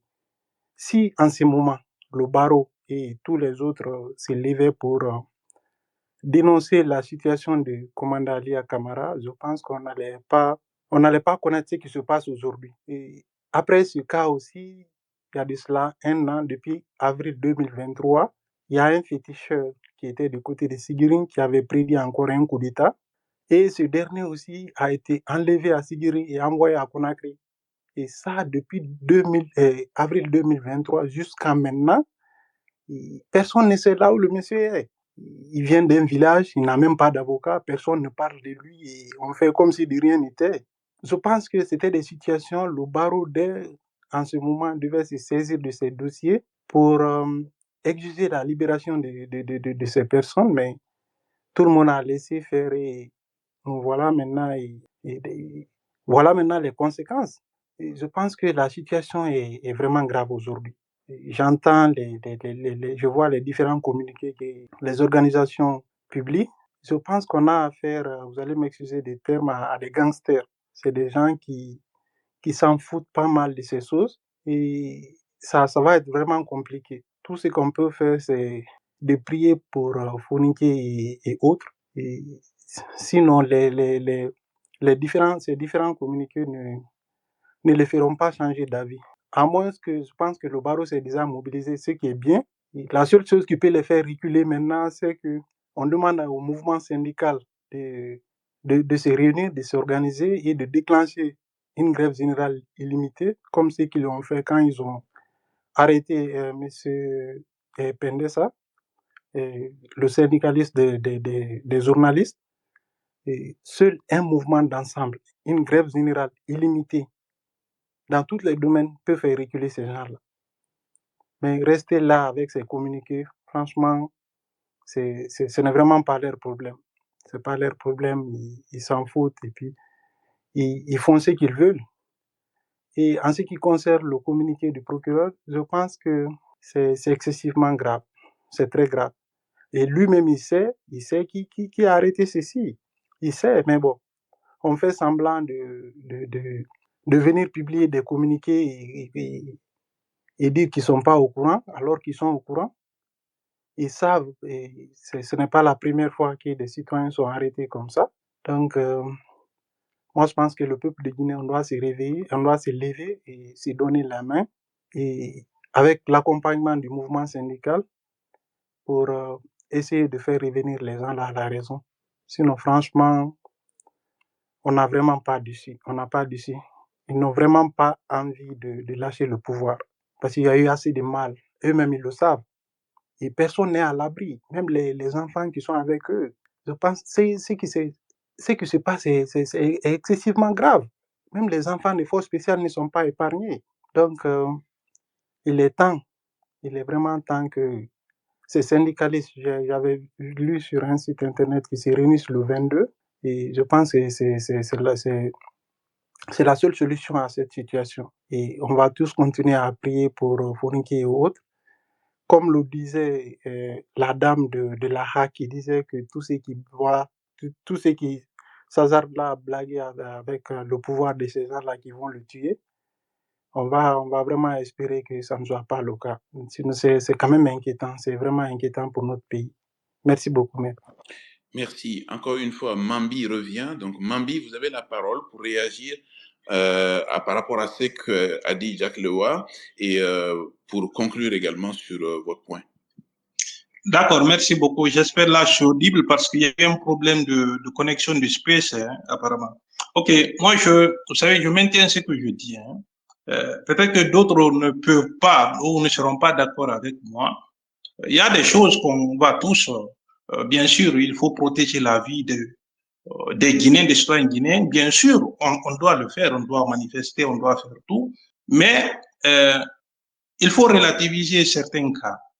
Comme je l'ai dit, la transition guinéenne, comme la thématique le stipule, ne s'emballe pas. Ça, c'est des préjugés, c'est des opinions de certaines personnes qui ne sont pas d'accord avec Mamadi Doumbouya, le général Mamadi Doumbouya. Aujourd'hui, moi, je suppose et je constate que la justice guinéenne fait son mieux. Je ne dis pas qu'elle est la plus parfaite au monde, mais en tout cas, c'est pas la justice aussi française qui est la plus parfaite au monde. Par exemple, il y a le cas de Christian Tien qui est là, qui a été déporté. Mais là, les gens ne vont pas parler de ça. Il y a des choses qui se font, mais Mamadi Doumbouya le général Mamadi Doumbouya n'est pas responsable de tous les problèmes de la Guinée. Il a trouvé beaucoup de problèmes. Le jour où il va quitter le pouvoir, d'autres personnes vont venir le remplacer. Il y aura aussi des mêmes problèmes qui vont persister. Donc, vouloir tout coller au président de la République, c'est quand même trop exagéré. Dire que c'est à cause de lui que tout ne va pas bien. Jacques Lewa vous a dit. Oui, mais permettez-moi de continuer. Non. Il y a des gens qui ont parlé et tout, mais vous ne les coupez pas. Mais moi, quand je parle, vous me coupez à chaque fois. Bon, alors écoutez-moi s'il vous plaît, pour que les choses soient claires. C'est moi qui ai la police des débats ici. Bon, d'accord. Au revoir. Merci. Au revoir. Allez, Jacques Leroy a la parole. Et j'entends bien ce qu'il dit. Le général Doumbouya n'est pas le seul responsable de ce qui se passe. Moi, mon propos, il est bien simple. Il y a des activistes de la société civile qui ont été enlevés. Et il y a aussi des militaires qui ont été enlevés. Et ceux qui sont intervenus chez Fonike Mengue ont été identifiés par des témoins qui nous disent que ce sont des gendarmes qui ont été là-bas. Et je crois que les jours qui ont suivi, les soutiens du CNRD, ceux qui les soutiennent encore, ont semblé soutenir qu'il s'agit bien entendu des gens qui appellent à troubler l'ordre public et donc c'était normal. Moi, j'ai lu sur quelques réseaux certains qui disaient que c'était normal qu'ils soient arrêtés. Je crois que le procureur est venu leur couper l'herbe sous les pieds en disant que moi, je n'ai interpellé personne, même si la déclaration n'est pas acceptable du tout. Et ces personnes-là, on ne sait pas où elles se trouvent aujourd'hui. Je crois donc que ça, c'est déjà en contradiction avec les engagements du CNRD et c'est contraire aux engagements de tout État, en tout cas démocratique, parce que le CNRD s'est engagé à construire un État de droit et on ne peut pas vouloir construire un État de droit en commettant ce type de dégâts. À supposer, par exemple, que finalement ce que le procureur dit est vrai, c'est-à-dire que ce n'est pas la justice guinéenne qui est derrière, et peut-être même que ce n'est pas l'État qui est derrière. Mais ce n'est pas suffisant parce que l'État a la responsabilité régalienne de garantir à nous tous la sécurité, notre propre sécurité et la sécurité de nos biens. Ça, c'est vraiment de la responsabilité de l'État. Et Komandaya, pour ceux qui ne connaissent pas Conakry, ce n'est pas en banlieue, ce n'est pas une haute banlieue. Komandaya est à quelques mètres d'une gendarmerie, donc la gendarmerie de Amdalaï. Komandaya, d'abord il y a la gendarmerie la police de Bellevue, donc la police de Bellevue est à quelques mètres de chez Fonike, et vous avez la gendarmerie du côté du rond-point de Amdalaï. Si vous voulez, c'est entre la gendarmerie et le commissariat de Bellevue que se trouve, n'est-ce pas, Komandaya, le domicile de Fonike Mengue. Maintenant, si vous allez un peu plus loin, vous trouvez le camp Kamayen, donc qui n'est pas aussi très éloigné du domicile de Fonike Mengue.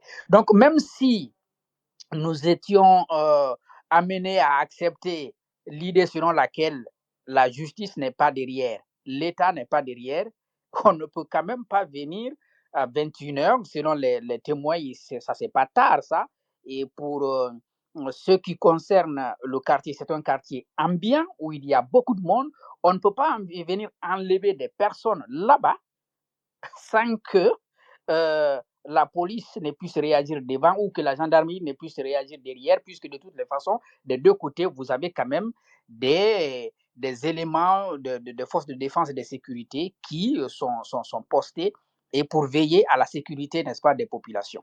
Donc, il va falloir trouver des arguments ailleurs, mais pour l'instant, tout ce qui est avancé là ne tient pas debout. Très bien, merci. Ramatou. Bonsoir Maître Konaté, bonsoir Madame Brigitte, Monsieur Jacques. Je voulais répondre à Monsieur Mamba, mais il est parti. Je ne sais pas si vous m'entendez. Je ne voulais pas prendre la parole et juste écouter, mais il y a une chose que je comprends pas avec nous les Africains en fait. J'ai une question pour ce monsieur, s'il est un auditeur, il n'a qu'à écouter, et puis un jour peut-être qu'il me répondra. Quand Ramatou, Oui, je te mets à l'aise. Il est venu pour pagayer. C'est un soutien du CNR2 et c'est un soutien du général Mamadi Doumbia. Il l'a pas assumé. Vous avez vu qu'il va à il gauche. n'a qu'à l'assumer, il n'y a Oui, aucun mais il problème l'assume en pas. fait. Oui, il Qu'il l'assume pas. l'assume. Mais il a la liberté de dire. Mais quand vous voyez quelqu'un qui tente pour dire, il n'est pas responsable d'eux, il n'est pas le seul, il y a du bien, il y a du mal, on sait que ça se termine de cette façon-là. Quand il a le toupet de dire que ce qui se passe est bien fait pour la gueule des gens, pardon, j'exagère un peu, c'est plutôt attristant. Il y a quand même un général qui est mort. C'est la question que je pose, au fait. Je suis pas en train de... Si je me réfère aux politiciens ou aux militaires en Afrique, je n'ai aucun amour pour aucun dirigeant africain et vous me connaissez très bien pour ça. Je n'ai aucun amour pour eux. Mais si je parle en tant qu'être humain, je ne peux pas souhaiter la mort de quiconque, ni souhaiter de l'injustice à quiconque. En politique, on est des adversaires. Les seules personnes avec qui, comme je dis souvent, je ne discute pas, je ne transige pas, c'est ceux qui estiment qu'ils sont supérieurs aux autres par leur couleur de peau, par leur religion, par leur ethnie, ou je ne sais pas par quelle, ou par leur communauté. Je ne discute pas avec les racistes, avec les xénophobes, avec les négrophobes, avec les tribalistes. Je ne discute pas avec ceux qui estiment qu'ils sont supérieurs à un autre humain de par leur position, peu importe. Mais quand vous permettez de venir dans un space où on parle de deux personnes, deux hommes, pères de famille, mari, époux, frère, enfant de quelqu'un, qu'on est venu enlever au milieu de la nuit par des hommes cagoulés, dont dans cet état, le procureur dit que ces deux messieurs ne sont dans aucune prison de toute la Guinée. Je parle même pas de Conakry, la capitale, de toute la Guinée, qu'ils ne savent pas où ils sont. Vous venez expliquer que tout ce qui se passe en Guinée n'est pas la faute de Doumbouya. Je veux lui dire haut et fort dans ce space. Doumbouya était le bras armé de Alpha Condé. Qu'on n'oublie jamais. Il l'était. C'était le monsieur qui était derrière Alpha Condé. C'était le monsieur qui avait l'un des budgets les plus conséquents de ce pays pour garder Alpha Condé et ses acquis en tant que président. Je n'ai jamais caché le fait que j'ai soutenu la transition au Mali et entre autres. Mais quand Doumbouya est arrivé en Guinée, y avait-il un problème de terrorisme en Guinée? Y avait-il des terres occupées en Guinée par des forces occultes? Quand Doumbouya est arrivé, il a fait son coup d'État contre le troisième mandat. Est-ce qu'il n'y avait pas d'électricité en Guinée? Quand Doumbouya est arrivé, est-ce que dans ce pays-là, les gens n'avaient pas le droit de parler? Vous poussez les Africains à, à vouloir aimer nos bourreaux d'avant parce que nos nouveaux bourreaux nous poussent à regretter les bourreaux qu'on avait avant et qu'on s'est battu contre eux. Founike Mende, Monsieur Diallo, qu'on les aime ou qu'on les aime pas, c'est des Guinéens, c'est des êtres humains, c'est des Africains. On ne peut pas venir se permettre d'enlever quelqu'un dans sa maison et venir grandement dans un espace public, sur Internet, dire que non, tout n'est pas la faute de Doumbouya. Vous m'entendez? J'adore ce réseau parce que vous enregistrez tout le monde. Moi, personnellement, je ne suis pas guinéenne, mais mes sœurs sont guinéennes. Mes amis, mes frères sont guinéens. Et je vais vous le dire, tout est la faute de Doumbouya. Premier point. Deuxième point. Deuxième faute, c'est cette communauté dite internationale hypocrite. Parce qu'en vivant en France, aujourd'hui, il paraît que Doumbouya va venir pour la cérémonie d'ouverture des JO. On ne peut pas donner des leçons de démocratie, d'état de droit et des droits humains au reste du monde quand on accueille sur son sol des gens qui sont des sanguinaires, qui souillent, qui détruisent, qui massacrent leur peuple. Depuis que Doumbouya a fait son coup d'État, il y a eu 42 jeunes Guinéens qui sont tombés sous les balles de cette armée que Doumbouya a créée. 42 jeunes Guinéens. Je m'en fous de quel politicien est avec Doumbouya ou pas. Je m'en fous de qui est avec Doumbouya ou pas. 42 jeunes Guinéens sont morts, tués sous les balles de Doumbouya. Sauf que ces balles-là ont été achetées par l'argent du contribuable guinéen. Alors, assumons tous nos positions. J'assume mes positions. Pour certains de mes positions, elles sont controversées. Je les assume pleinement. Comme je l'ai dit, j'ai soutenu la rupture au Sénégal. Mais aujourd'hui, quand ça va pas, je dis que ça ne me plaît pas. Et Maître Konaté sait très bien que j'ai eu cette discussion avec lui, où certaines choses ne m'ont pas plu. Mais aujourd'hui, venir dire que Founike Mende le mérite ou que Diallo le mérite, et c'est ce que ce monsieur vient de le dire, je vous souhaite de ne jamais être enlevé. Je vous souhaite de ne jamais subir l'injustice, où que vous soyez. Je vous souhaite à vous et à vos familles de ne jamais subir ce qu'on appelle l'injustice. Doumbouya est un criminel qui aujourd'hui est en train d'asphyxier 15 millions de Guinéens, qui aujourd'hui a coupé Internet pendant 3 mois. Et Doumbouya n'est pas mieux que le fils d'Ebi ou que tous nos présidents qui sont au pouvoir depuis 40 ans. Merci de m'avoir donné la parole, Maître Konaté. Merci Ramatoulaye. Nous, Oui, il y en a un qui me demandait la parole tout à l'heure. Je crois que de Guinée, c'est très difficile. Quand il tente de se connecter, ça loupe tout de suite. Je crois que Jacques Leroy, vous êtes le super privilégié peut-être de Guinée qui est connecté et puis qui n'est pas coupé. Jacques? Jacques est-il là? Brigitte? Est-ce que je- Oui, Ah, j'ai bien entendu Ramatou. En tout cas, c'est cela l'idée aujourd'hui. Il faut que nous essayions tous de voir le problème là où il se trouve. La transition a bougé. Il y a beaucoup de choses qui ont été opérées, mais les engagements fondamentaux en lien avec le retour à l'ordre constitutionnel n'ont pas été respectés. Il suffit tout simplement d'évaluer ce qui a été fait pour se rendre compte qu'aujourd'hui, nous sommes énormément en retard et parfois les politiques ont raison de dire que rien ne se fait pour en tout cas aller vers le retour à l'ordre constitutionnel. Il y a, par exemple, en termes d'engagement, l'organisation du recensement, administratif à vocation d'état civil qui devrait permettre d'avoir un fichier d'état civil comme dans certains pays et dans quel fichier on devrait tirer le fichier électoral pour aller aux élections.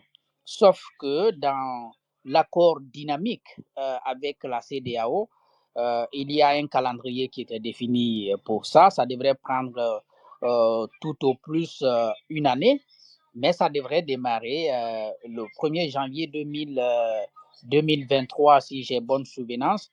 Et donc, aujourd'hui, on devrait avoir notre fichier, et fichier qui devrait nous permettre d'organiser le référendum comme cela avait été envisagé dès le premier trimestre de cette année. Et puis, les élections communales par la suite, et un peu plus tard, peut-être d'ici la fin de l'année 2024, les législatives et la présidentielle. Il se trouve qu'aujourd'hui, il n'y a pas plus tard qu'une semaine que j'apprenais coordinateurs préfectoraux et communaux du PNRAVEC, donc le programme du recensement administratif à vocation d'état civil. Donc, si on est encore au stade du recrutement des coordinateurs de ces activités dans les régions et dans les préfectures, je crois aujourd'hui il y avait une formation des coordinateurs régionaux. Il faut bien se dire que ce n'est pas une activité qui prendra fin d'ici décembre pour nous permettre d'avoir même le référendum pour lequel le chef de l'État s'est engagé et pour lequel le gouvernement Baouri s'est aussi engagé. Il y a énormément donc de retard de ce point de vue. Et puis sur le plan économique, ceux qui sont à Conakry le savent, nous avons quand même enregistré un recul, quitte à trouver des explications dans, je ne sais pas, la crise internationale ou bien l'explosion du dépôt du carburant. Mais le recul, il est quand même évident. Est-ce qu'on va relever, on va repartir sur de bons pieds et cela prendra combien de temps?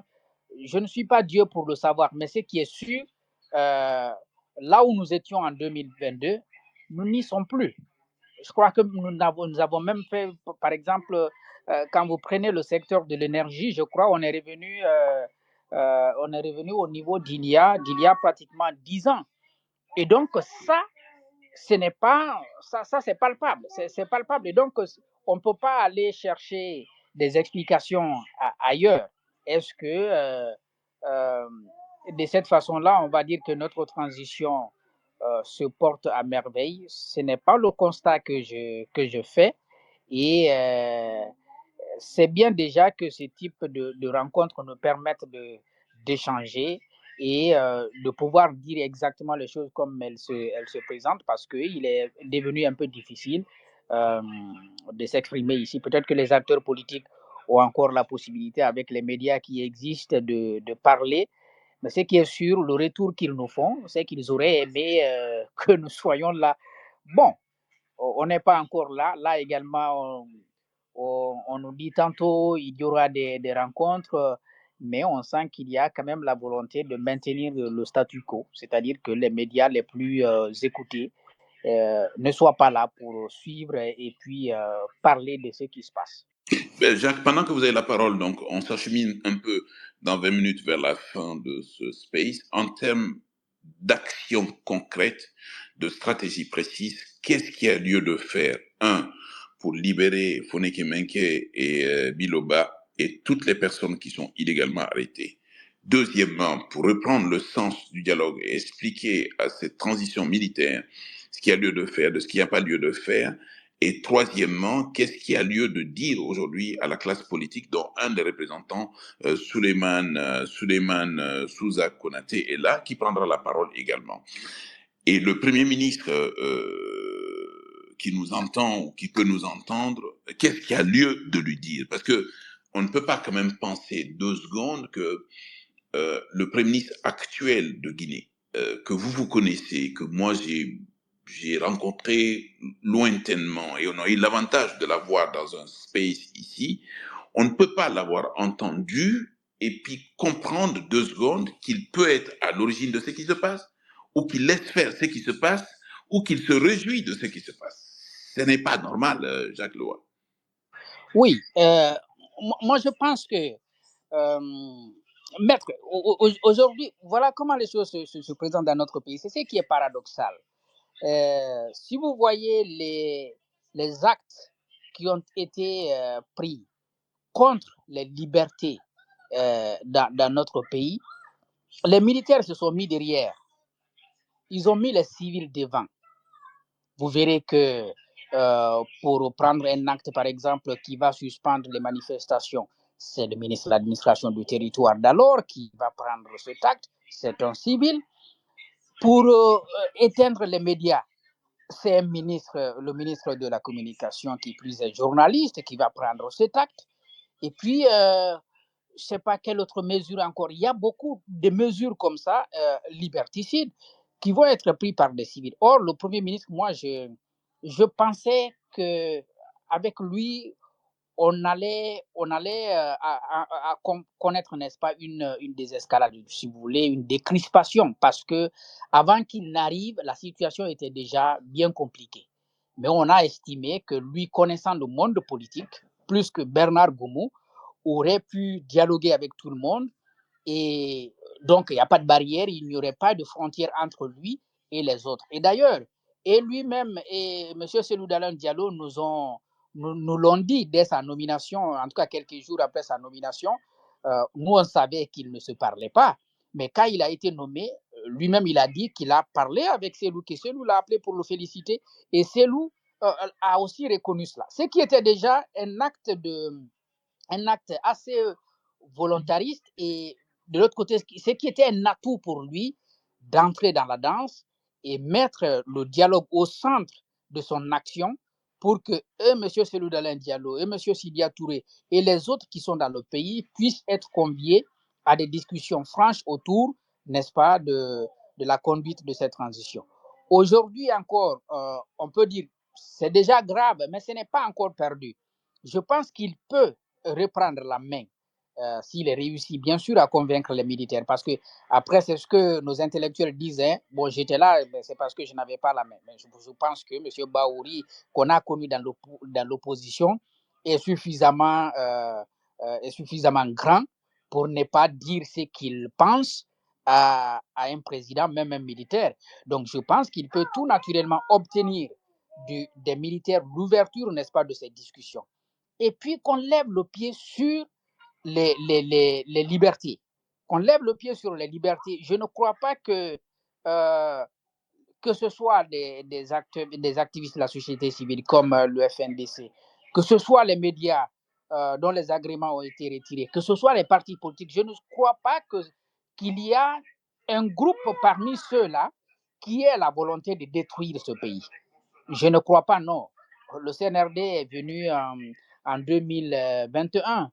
Il y a des partis politiques qui ont existé depuis 1992.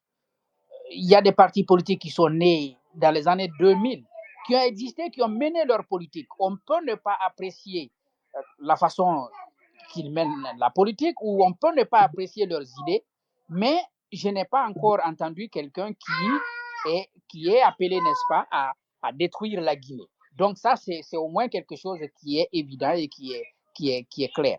Je pense donc que M. Baouri, c'est à son niveau qu'il y a aujourd'hui si vous voulez, la clé pour aller vers la décrispation de cette situation. Il faut qu'il ait le courage.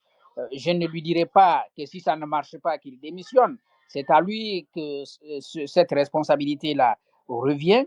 Mais il faut qu'il tente des choses et qu'on sente vraiment qu'il essaye de ramener les militaires, n'est-ce pas, à la raison. Parce que c'est à lui, qui est civil, et ceux qui l'entourent, de dire voici nos engagements et nous devons les respecter. Dire aux militaires qu'on ne peut pas conduire, en tout cas la transition de cette façon. D'ailleurs, il l'avait dit au début de cette transition que les militaires doivent comprendre qu'ils ne peuvent pas gouverner comme dans le camp. L'autre chose, aux acteurs politiques, je ne sais pas sur quoi ils travaillent. J'entends qu'ils veulent se mobiliser avec les forces sociales, mais il faut qu'ils cherchent à construire une unité d'action. Cette unité-là, elle doit être réelle. Je sais qu'il y en a qui ne veulent pas y aller parce qu'ils se disent que, bon, s'ils vont, soit ils vont être submergés par les gros morceaux, et donc ils préfèrent rester à l'attente en espérant certainement que le CNRD sera gentil avec eux. Mais il faut qu'on soit clair. Il y a désormais des leçons que nous tous, nous devons tirer. Là où le général Saliba Koulibaly n'a pas bénéficié de la gentillesse, ce n'est pas un parti politique qui n'a pas participé à cette prise du pouvoir qui bénéficiera de la gentillesse. Donc il faut voir les choses, faut être intelligent pour voir là où on va et dire qu'aujourd'hui, que c'est dans l'unité qu'on peut gagner. Et puis derrière, les actions qu'on voudra planifier, en tout cas qui sont conformes aux lois qui gouvernent notre pays, peuvent avoir de la force à influencer un peu sur les actions à venir du CNRD. Voilà mon idée. Merci beaucoup. Je dis donc merci à toutes les personnes qui sont intervenues pour les prises de parole. Mais ce qui est le plus important, c'est d'être en éveil, Jacques Lewa, sur cette situation de Guinée, être en éveil sur Foneke Mengue et puis Biloba, être en éveil également, vous ne l'avez pas suffisamment dit, il y a 3 militaires qui sont arrêtés également. Il faut que l'on veille permanemment sur le respect des libertés, la défense des droits, aussi bien en Guinée-Conakry qu'au Mali, qu'au Niger, qu'au Burkina Faso, qu'au Tchad et dans tous les pays où il y a des systèmes militaires ou non militaires, parce que les gens ont tendance à penser que quand on se bat pour la démocratie, on a tendance à penser ou à dire qu'un régime comme celui du Togo n'est pas un régime de dictature. Il est non seulement un régime de dictature, il est un régime de dictateur, il est un régime également de coup d'État permanent. Parce que quand on se prend pour le président de la République pendant 25 ans, après son père, et que l'on décide de changer de casquette pour être Premier ministre, pour faire ce que son père n'a pas fait, que simplement on poursuit le but unique de contourner la limitation du nombre de mandats et la limitation de la durée du mandat, on pense avoir trouvé quelque chose de formidable, et bien évidemment, ça ne va pas loin. Mesdames et messieurs, tous ces régimes, toutes ces violations, toutes ces déperditions vont s'arrêter un jour. Ça ne peut pas continuer. L'autoritarisme, la dictature, l'excès ne peuvent pas engendrer le bonheur des gens. Et lorsque les gens sont en quête de bonheur, ils vont se battre contre tout. Ils vont être apeurés un moment, mais jamais tout le temps. La démocratie, c'est un ensemble de démarches pour acquérir des choses. Mais un acquis démocratique est toujours précaire parce que les antidémocrates, les autoritaires, les extrémistes, les dictateurs cherchent toujours le moyen d'utiliser le droit, de le pervertir pour contourner justement la loi et les règles. Ce combat est permanent, il est celui des journalistes, et bravo Jacques Lewa pour être là, il est celui des sociétés civiles, bravo Dani, bravo Brigitte, il est celui de toutes les sociétés qui sont engagées, y compris les sociétés politiques. Souleymane Konaté, merci d'avoir été là. Ce combat est permanent et dans cette dynamique-là, on ne doit pas se perdre. Les oppositions viendront demain, mais pour l'instant, il y a un seul objectif, c'est de détruire la dictature, c'est de mettre un terme à des transitions qui se prolongent, c'est de dire non à des apprentis dictateurs.